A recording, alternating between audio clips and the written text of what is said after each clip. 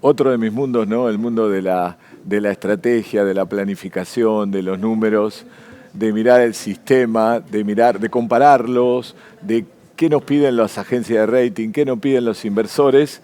Y acá tenemos distintas miradas de distintos bancos, ¿no? Y de más a los bancos, ¿no? De Javier Wichi de EY, desde su rol de auditor general y de una empresa que mira la estrategia, la estructura, los riesgos de los bancos.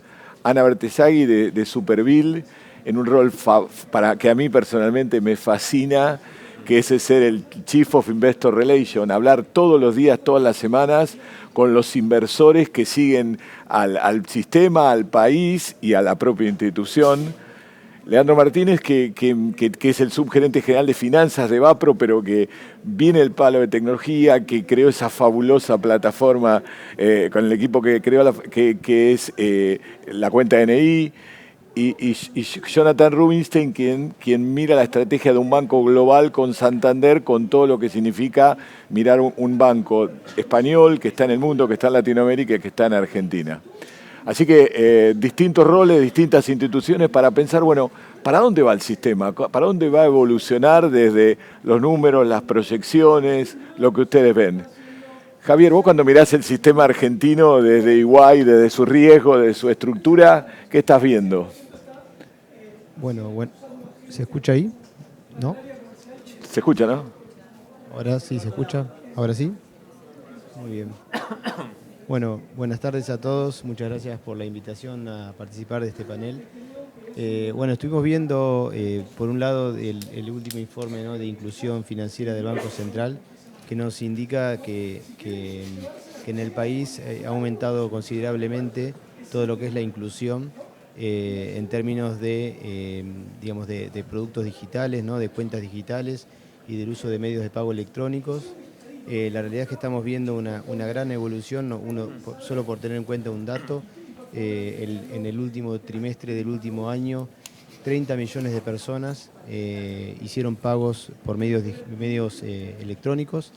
Esto es muy superior al mismo periodo del año anterior, que este número era cercano al 27 millones de personas. Si uno piensa, en este volumen, la realidad es que estamos viendo una elevada inclusión, ¿no?, de las personas utilizando estos medios electrónicos, por lo cual uno podría pensar que el nivel de inclusión en Argentina es muy elevado, ¿no? Y esto es así, digamos, ¿no? Pero después vamos a ver que hay ciertas características particulares. Lo que también vemos, por otro lado, es que en los últimos 10 años hemos hecho, el país en general estaba muy atrasado, digamos, en cuanto a la inclusión, y a partir, digamos, de cambios normativos que hizo el Banco Central, a partir de la irrupción de la fintech, que trajeron mucha innovación, la banca, que no se quedó atrás y mejoró un montón todo lo que son la oferta de productos digitales y la experiencia de los clientes. Eso hizo que realmente se haya mejorado mucho todo lo que es la inclusión, ¿no? Ahora, uno podría decir, bueno, entonces estamos en el mejor de los mundos, y eso vemos que todavía no es tan así, ¿no? Esto es porque uno mira lo que es, hay mucha inclusión, lo que es inclusión transaccional, ¿no? La gente tiene cuenta, la utiliza para hacer pagos, pero lo que es la inclusión financiera profunda, con productos más desarrollados, está muy atrasado en comparación con otros países de la región, ¿sí? Entonces ahí está la paradoja, ¿no?, de que tenemos bancos muy sólidos y muy líquidos, pero por otro lado que tienen un nivel de penetración y nivel de productos muy bajo. ¿Dónde lo vemos? Y básicamente en los productos tradicionales, ¿no? En préstamos, por ejemplo, lo que estamos viendo es de que hoy por hoy el típico ratio que se mide, que siempre a veces que es difícil poder comparar porque la información no es homogénea, pero en Argentina el nivel de préstamos sobre el PBI es del 10-15%, comparado con un promedio región del 50-55%. Inclusive en países como Chile, que están al nivel del 100%, ¿sí? Entonces, la realidad es que en préstamos, cuando vemos, es un nivel de penetración muy bajo, incluso muchos productos, los productos estrellas son préstamos personales, tarjetas de crédito son de muy corto plazo. Cuando vemos los productos de inversión también son en general cuentas a la vista, plazo fijo de 30 a 45 días, los cuales son de muy corto plazo, o fondos comunes de dinero también, muy corrientes. Y en términos de seguros también, en general el 70% de los seguros son regulados, es decir, seguros de automóviles y seguros de RT.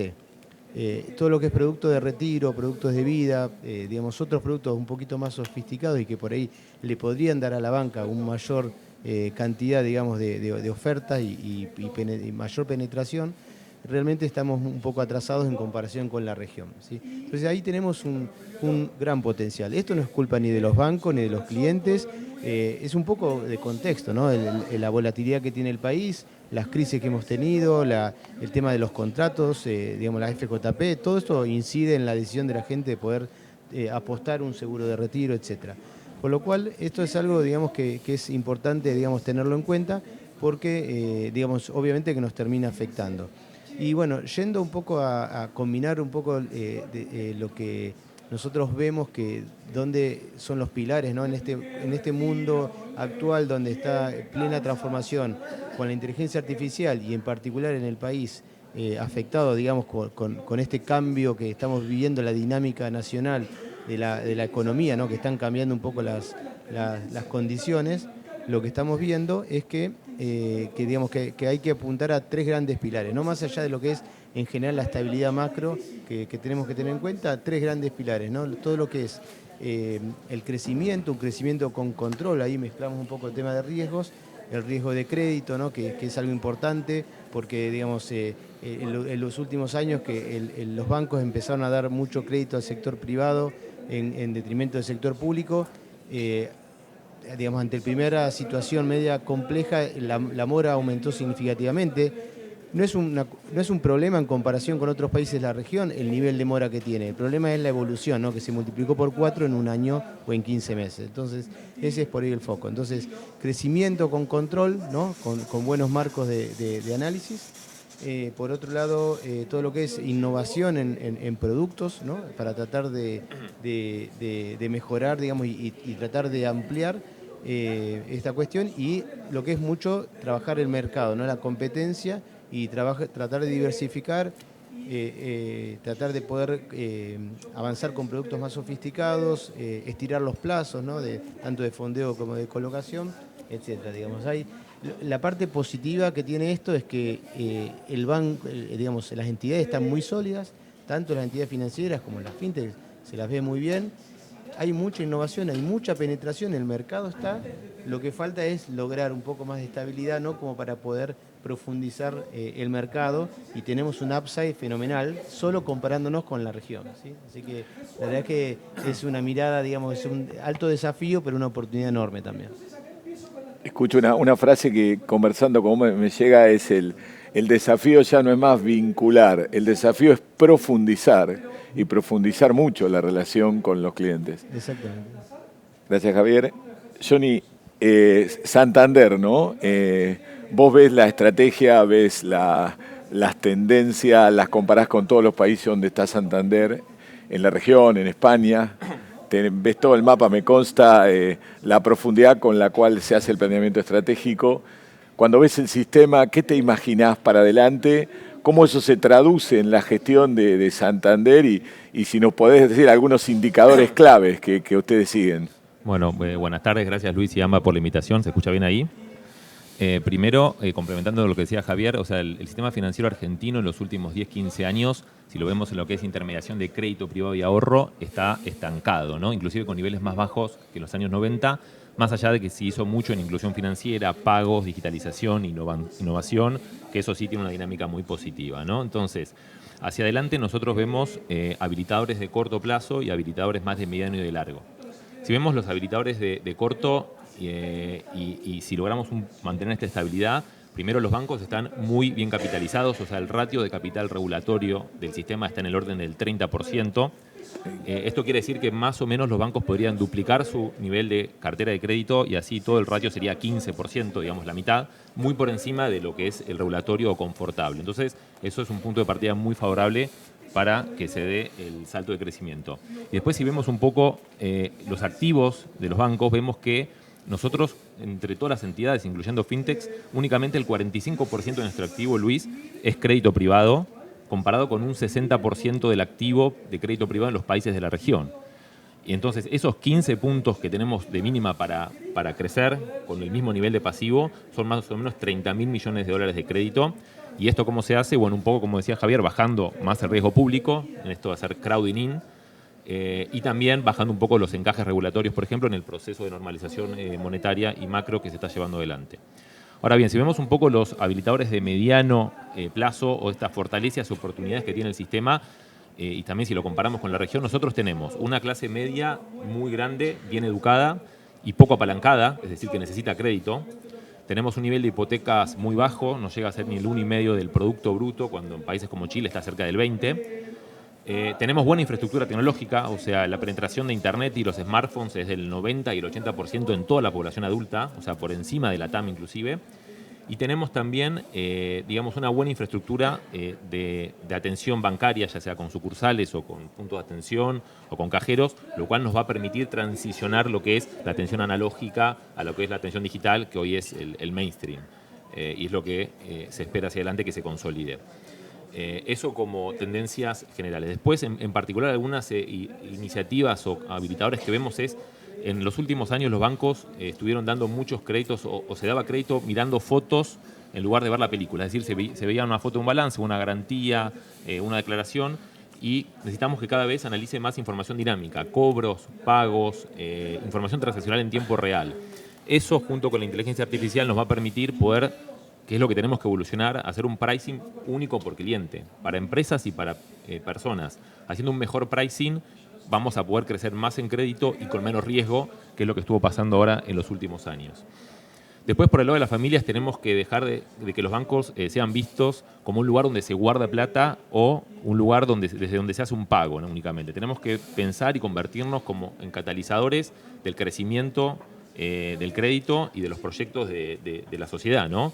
Entonces ahí los bancos tenemos una oportunidad de participar en todos esos momentos donde las familias y las personas necesitan un crédito, es decir, no sé, la compra de un auto, el crecimiento de un proyecto personal, un negocio, la compra de una casa, y con el uso de datos, inteligencia artificial, predictivo, y haciendo una atención más hiperpersonalizada, como se dice ahora, estar ahí presente y anticiparnos a esos momentos, ¿no?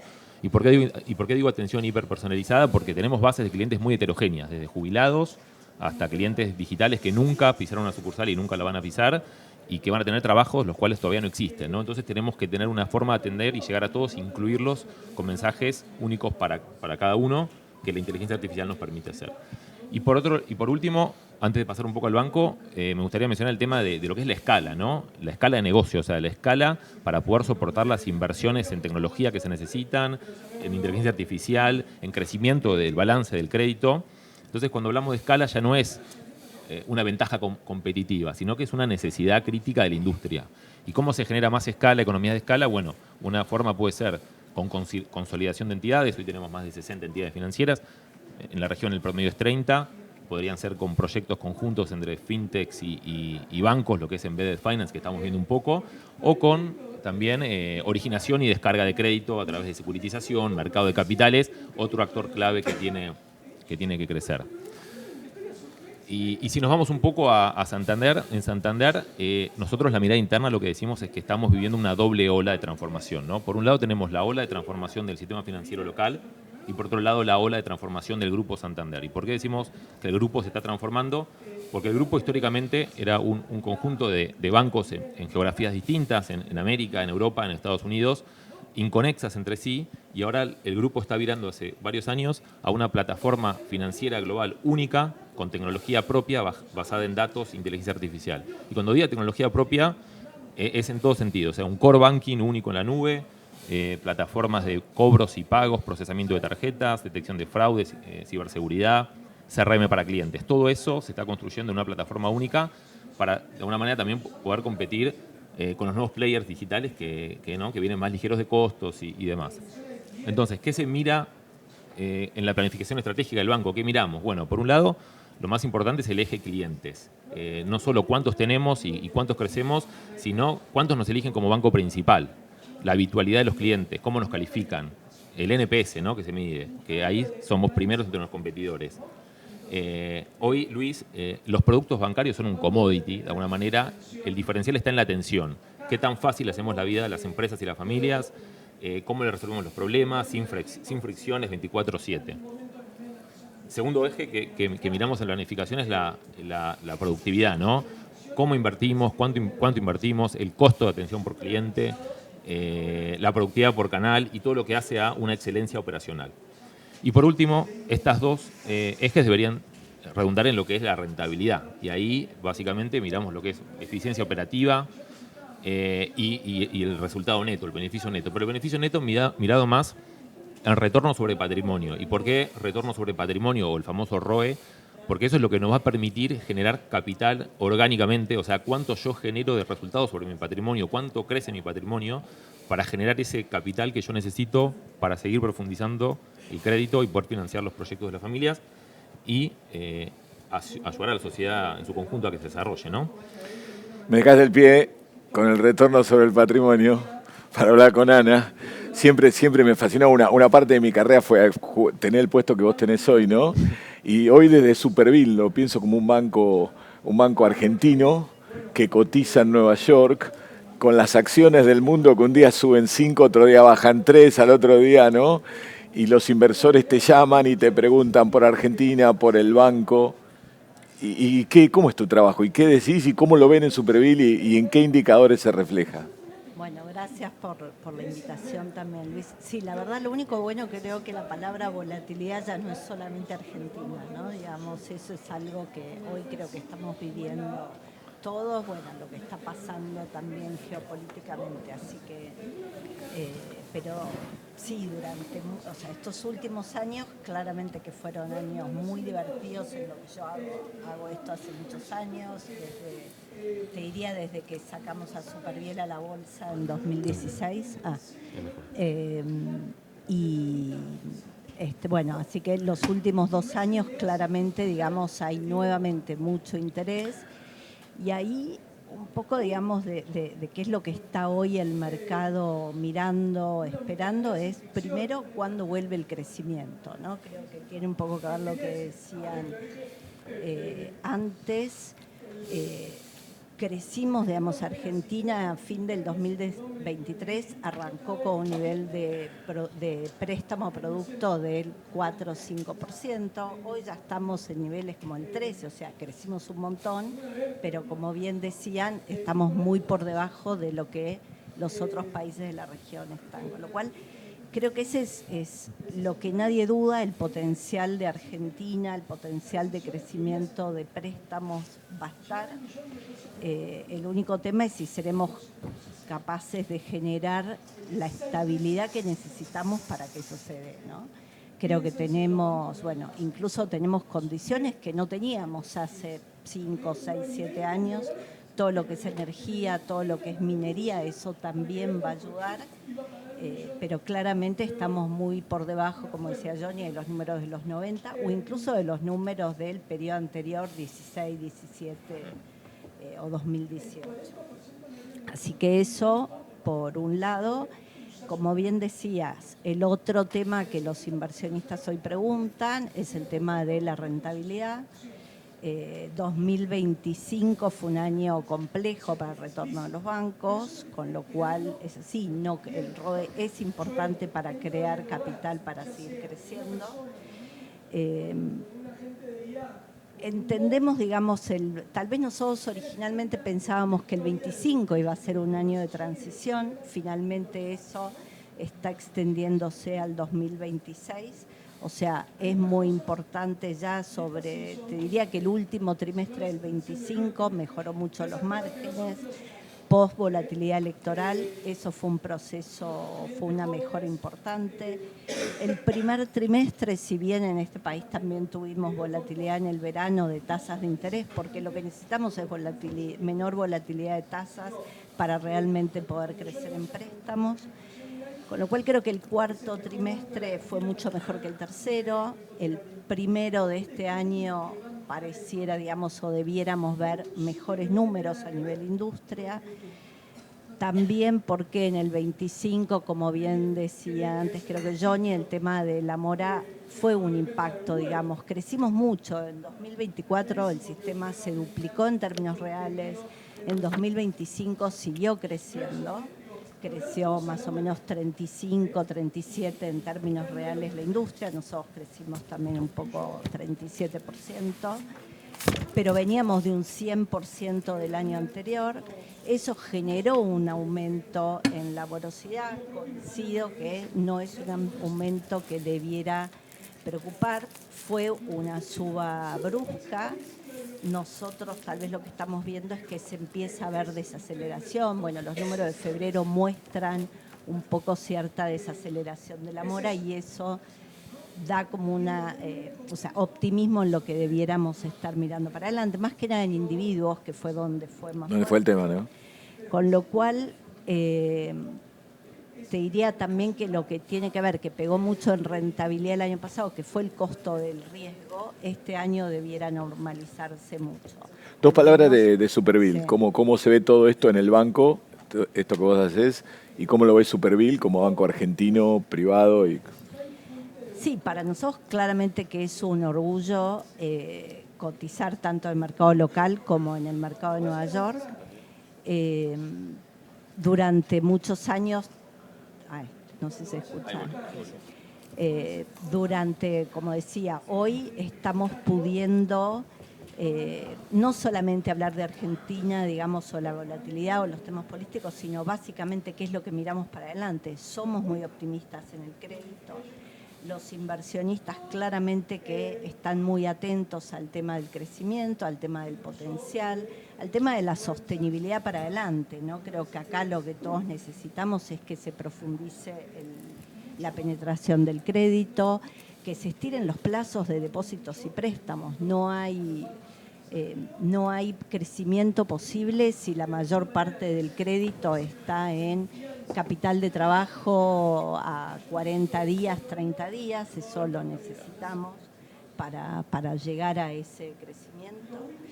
Y después, digamos, a nivel de Superbill, nosotros, el otro tema tal vez que sí preguntan los inversores es el tema de la fintechs, cómo convivimos.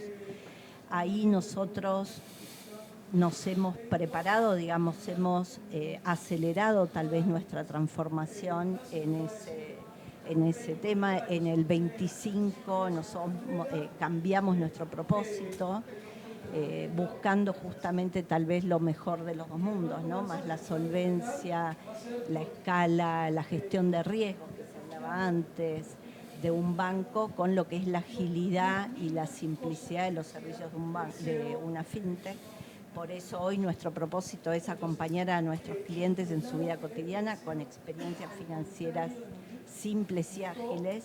Por ahí es donde vamos. Hemos adaptado claramente nuestra propuesta, digamos, cambió mucho en 2025 en ese sentido. Tenemos cuenta remunerada en pesos y en dólares. Tenemos un portafolio o una plataforma de inversión integrada. Eso entendemos que es un gran cambio para los bancos y para adelante. Es importante el crédito, es importante los pagos, pero también es importante el tema de la inversión. No, y la inversión y la plataforma y la posibilidad de gestionar las inversiones de los clientes también. Hemos introducido como canal el WhatsApp con inteligencia artificial, eso es muy importante también para el modelo de atención. Y también, creamos nuestra tienda en Mercado Libre, o sea, claro. Esto fue una propuesta también con una mirada tal vez pensando más como salir de lo tradicional. Exactamente. Bien, gracias Ana. No, de nada. Leandro, Vapro, ¿no? Vapro es un banco, la provincia de Buenos Aires, con todo lo que significa, la más grande en lo productivo de la Argentina, tan heterogénea, ¿no? El agro, los sectores productivos, el Gran Buenos Aires. Un banco innovador, porque cuenta DNI, claramente es visto. Esta semana entraba a la app de Banco Provincia y veía cómo la inteligencia artificial me guiaba en el proceso, realmente muy, muy interesante. ¿Cómo se maneja todo esto de un banco público en una provincia tan heterogénea? ¿Qué miran? ¿Cómo hacen las proyecciones? ¿Cuáles son los indicadores clave? Bueno, hola, ¿qué tal? Bueno, gracias por la invitación, Amba. Gracias, Luis, por la participación y este panel. Bueno, se tocaron varios temas, voy a ir de lo general a lo particular. El crédito a largo plazo es un tema de los más complejos, sobre todo en la Argentina y sobre todo porque hay dos fundamentales líneas que tienen que existir, y en las empresas es el crédito de inversión y en las familias es el crédito hipotecario. Sin esos dos elementos es muy difícil aumentar el ratio crédito sobre PBI, no se puede. Podemos hablar después de un montón de cosas. Créditos a 2 dígitos a tan largo ya no son viables, se ponen con SER, pero si el SER después no acompaña. Entonces hay razones, digamos, estructurales que hacen que eso así se dé.